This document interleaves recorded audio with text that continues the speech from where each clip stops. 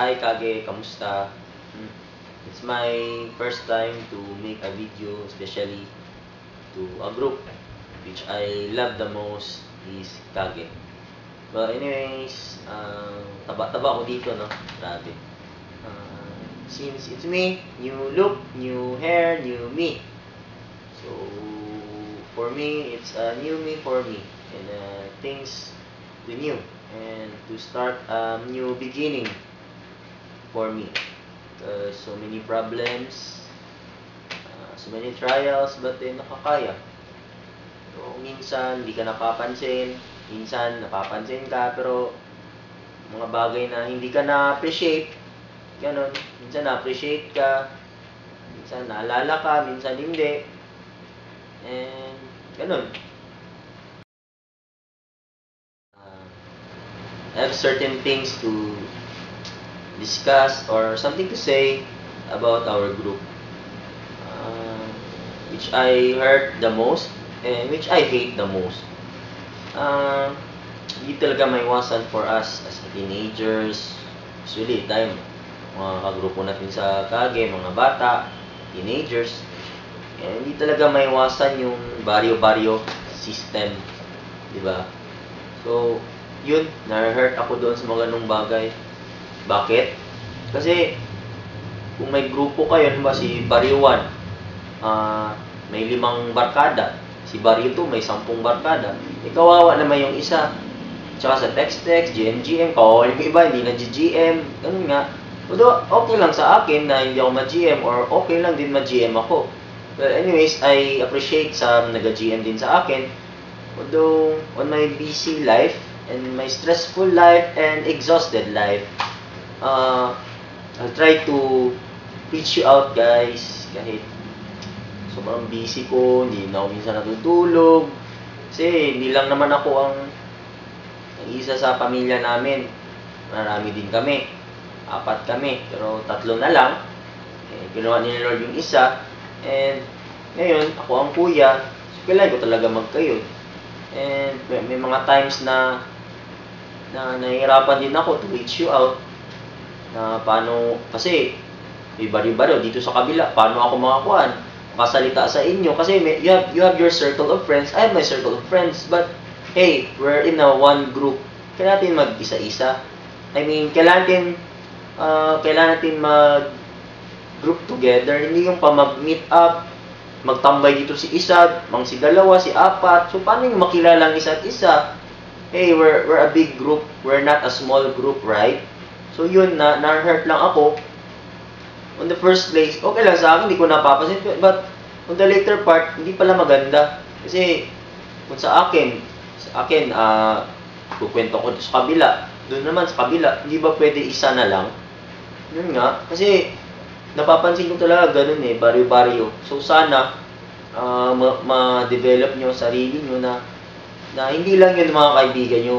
Tayo lahat, Kage, mga kaibigan tayo. So, kailangan nating makihalubilo sa iba. And to know more each other. But it really hurts for me. And sakit siya. Honestly. And sana ma-mold yung mga sarili nyo. And sana hindi rin kayo mahiya. Another also, I want you to remind is yung buot-buot gani. Yung, I mean, uy, magganito tayo, magganyan, tapos wrong information sa kabila, wrong information sa kabila naman, mali ang text, mali ang ganito, and then marong information din sa iba, akala na may meeting ngayon, akala may banding-banding ngayon, yun pala, hindi. Ano nga? So, as a safety reminder, magawa ka ng schedule or you make events. Di ba meron naman yan sa page natin, and sa akin, sorry for the word but don't take it negative for you, na sana dili mo magbuot-buot, ano ba, especially mga banding-banding, ganyan, and magbuot-buot o adto dira, ana, then hindi naman magpunta, ganun, malate, ganun. Ako, honestly, nalilate ako, aminin ko yon, pero I'm doing my best to reach you out, ganun. And I know also na prioritize dapat din natin ang study kung hindi man tayo makapunta. And yun lang, ay ko lang yung magbuot-buot ba, masakit yun sa akin. And for me as a head, and and as a maturely thinking person na sana you do the courtesy.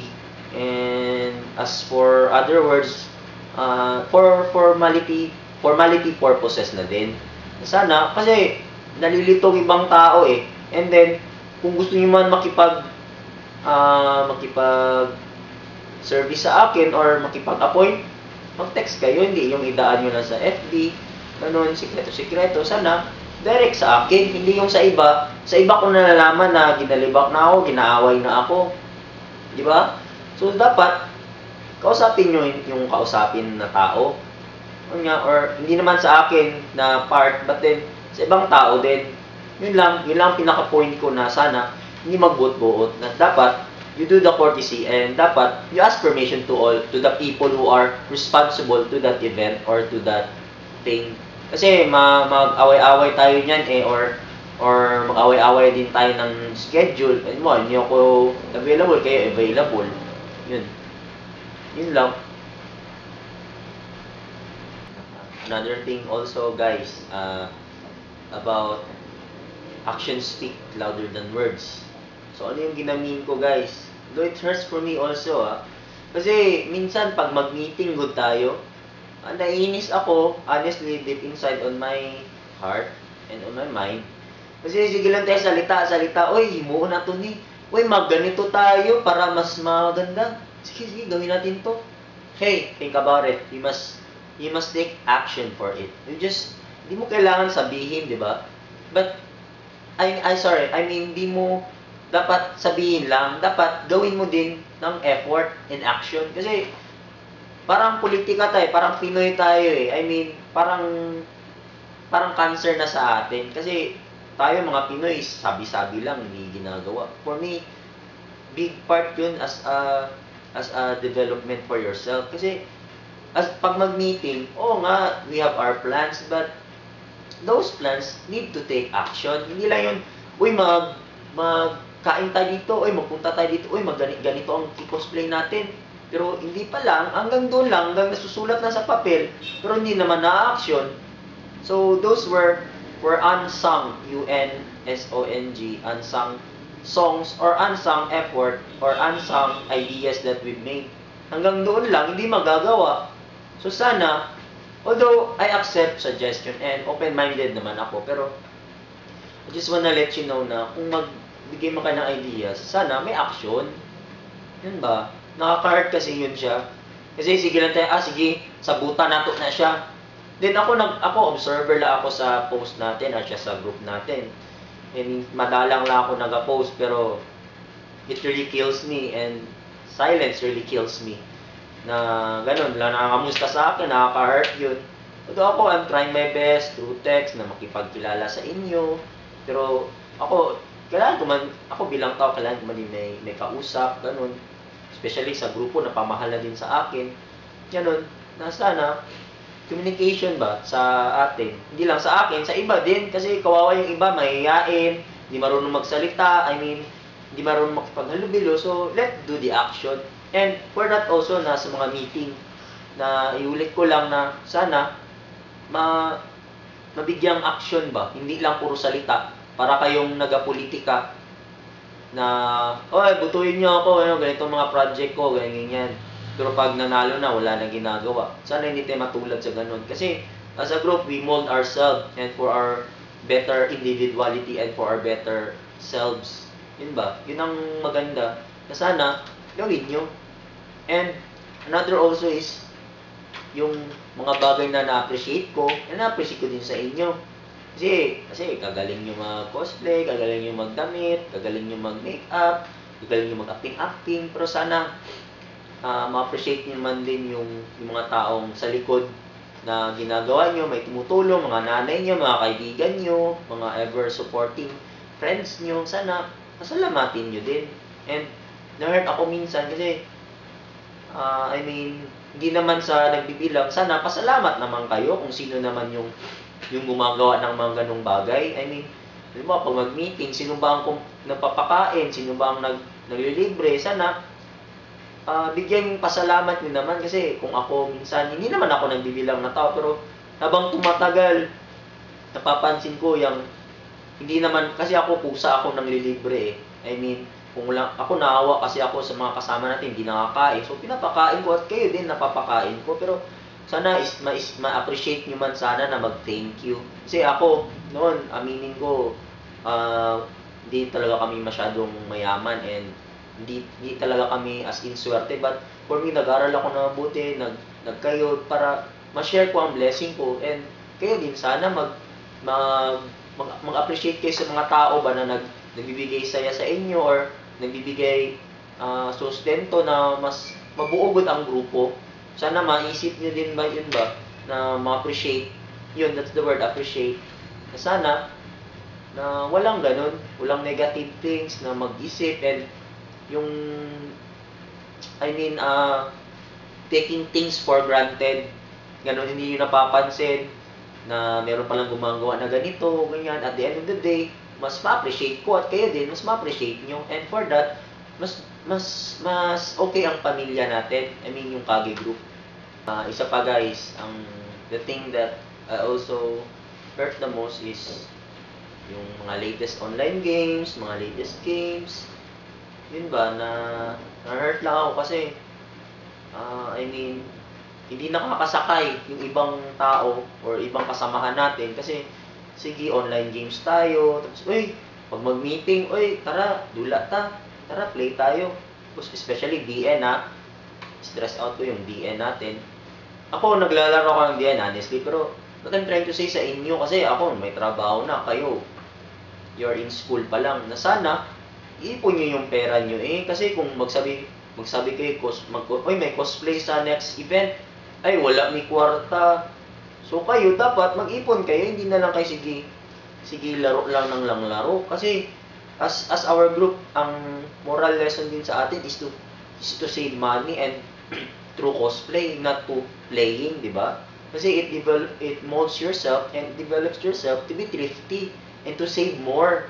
Kasi mas mabuboost mo ang sariling ikaw kasi naiipon mo yung pera mo. Hindi lang yung sige laro, gasta-gasta, gasto-gasto, o sige kay mama. Ako, na-try ko yan, sige ako yung kay mama, pero napakasakit kasi pinaghihirapan nila tapos minawaldas mo lang. Kasi yun din na dapat, when you play games, always think of other people, especially your parents and to other people. Kasi mahuhupi yung ibang tao. And to the thing that I understand na gamer din kayo, pero not to the extent na yung sobrang addict na good. Huwag sobrang magpaka-addict. Sometimes you have to balance yourself. You have to discipline yourself. May pag-aaral, may pamilya, may uyab, may friends. Ganon. Hindi yung magpulaw-pulaw, ganon. And magpapaka sobrang addict. Ganon.